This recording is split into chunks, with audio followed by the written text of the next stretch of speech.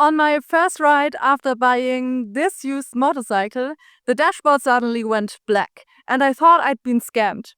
After buying 3 used motorcycles and a lot of expensive mistakes, I've had to learn the hard way what to check and what most people miss. So here are my 7 mistakes to save you from a nightmare. Let's start with the first point. You've probably heard the usual advice when buying a used motorcycle. Check the tires, the chain, the sprockets, the fairings, but we're not here to talk about the obvious stuff. I bet nobody told you this one before. Have you ever thought that modifications on a motorcycle could lead to trouble later on? That's exactly what happened to me. Not with the Daytona here, but with my very first motorcycle. The previous owner had shortened the dB killer. That's the part that reduces the exhaust noise to keep it within legal limits. But once it was shortened, the exhaust became illegal. And I didn't even know. Imagine this. You buy the bike, everything seems fine, and then months later, at the inspection, you find out you weren't even allowed to ride it like that. Or even worse, you get pulled over and hit with a fine. Not funny. Let's talk about a mistake almost everyone makes. Let's talk about money. You could save $500 a year by picking the right bike. And it has nothing to do with the bike's price. Some riders, including me, end up paying double the insurance for the same power, just because their bike says sport bike on it. It's not as simple as expensive bike means expensive insurance and cheap bike means cheap insurance. Insurance depends on way more than that. Engine size, the type of bike, and even how often the model has been in an accident before. And of course, every insurance company calculates that differently. And if this is your first bike, you might want to start with something that doesn't have crazy insurance costs. There are so many extra costs I didn't think about when I bought my first bike. So I was glad I still had some money over instead of spending it all on insurance. I, for example, pay around $130 a year for liability insurance for my 600cc sport bike. And I only ride it 8 months out of 12 because of the cold winters in Germany. Friends of mine riding similar but naked bikes pay less. Why? Because theirs aren't labeled sport bike. If you want the full breakdown of what I pay for 2 of my bikes, I made a whole video about that, with all types of costs explained. Now we come to one of the most important points and also one of the easiest. And you don't even need any technical skills to get this one right. And yet, I still messed it up. This was the first mistake I made when buying my Daytona. I was so excited, I forgot to check the papers. Yep, rookie mistake, I deserve that one. And by papers, I don't just mean the VIN, even though that is super important. There are a few more things to have a look at. Quick reminder, the VIN is the Vehicle Identification Number. You'll find it on the frame of your motorcycle and in the documents. On my bike, it's right here. And it should be in a similar spot on yours. But here's the deal. If the VIN on the bike doesn't match the papers, something's definitely off. So maybe the bike was stolen, maybe the frame was replaced after a crash, or maybe the documents are fake. But whatever it is, the seller should definitely tell you up front. Hey, by the way, before I forget to tell you, the bike was stolen. Don't worry, my Daytona wasn't stolen. I double-checked the VIN and it matched. But here's where it gets weird. The papers say my motorcycle was registered in 2007. But when I did some research after buying the motorcycle, yes, I know that wasn't smart, I found out that the model was only built until 2005. So how could my bike be from 2007 if it was only built until 2005? Seriously, let me know in the comments if you have ever seen anything like this, because I still don't know what happened in these 2 years. So it was probably sitting around in a store for some years, but I don't know if that's weird.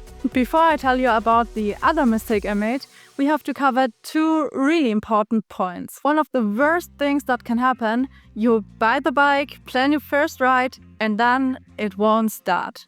Sounds obvious, right? But this is where many people slip up, including experienced riders. So you have to check the cold start behavior. If the engine is already warm when you get there to see the bike, this might be a red flag. Why? Because some sellers pre-warm the bike to hide starting problems. Maybe it has trouble starting cold, or maybe it sounds weird when cold, which could be a sign for deeper engine issues. That's why you should ask the seller beforehand not to start the bike until you arrive. Tell them clearly, I want to do a cold start check. If the bike has trouble starting, it could be something simple like a weak battery, which isn't a big deal. But it could also be poor compression, fuel delivery issues, or something else. Something you don't want if you're not planning to buy a project bike. Now, before we get into the smaller things where people often mess up, here's a simple rule that can save you a ton of money. Never buy without a test ride. Some sellers will tell you the bike isn't registered, so you can't ride it. That might be true, but it could also be possible that they don't want you to discover something.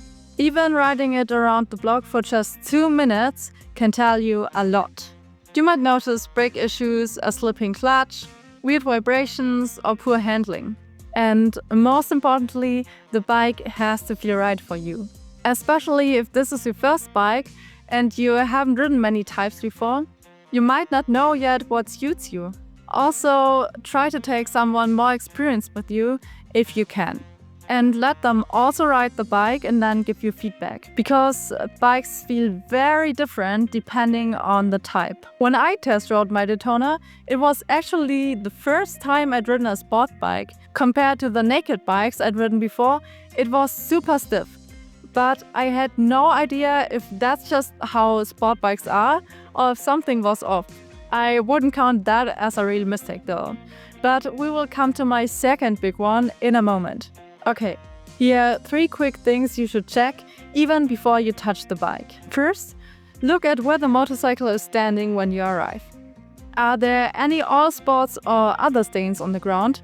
That could mean that the bike is leaking oil, or coolant, or brake fluid. But whatever it is, it shouldn't be leaking anything. Also, take a quick look at the cable connections, especially the ones that are exposed to weather. If they look rusty or brittle, this could mean trouble. Now, let me show you my second big mistake. I was super hyped. Just spent 3 grand on my dream bike. I get on, and 5 minutes in, the dashboard goes completely black. No speed, nothing. My heart dropped. So, where did I go wrong? To be honest, I'm still not 100% sure. I probably should have checked the cable connections, especially around the dash. Yeah, I know, opening things up and checking cables at the seller's house feels kind of weird. But if you see cables that are already worn, cracked, or rusty, this could be a sign. Most of the time, stuff like this won't be visible right away. But if you take 2 extra minutes to check the visible cables, you might avoid surprises like I had. And no worries. After waiting some minutes and restarting the bike, the dashboard worked again. But it still keeps happening from time to time. Before we get to the very last point, something important you should do after the inspection, here's a quick checklist for you. I recommend you screenshot this so you don't forget anything next time you're buying a bike. And now to the point which some people might skip if they've checked off everything off the list before. Never skip the bill of sale. I bought one of my motorcycles off a really close friend, and I trust her.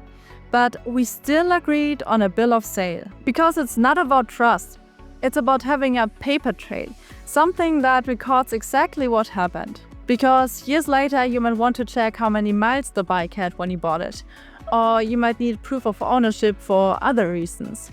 So, is it your first bike? Because you want to get used to it really fast, right? Usually this might take people some years, but here are 4 things that helped me to become really confident on my motorcycle.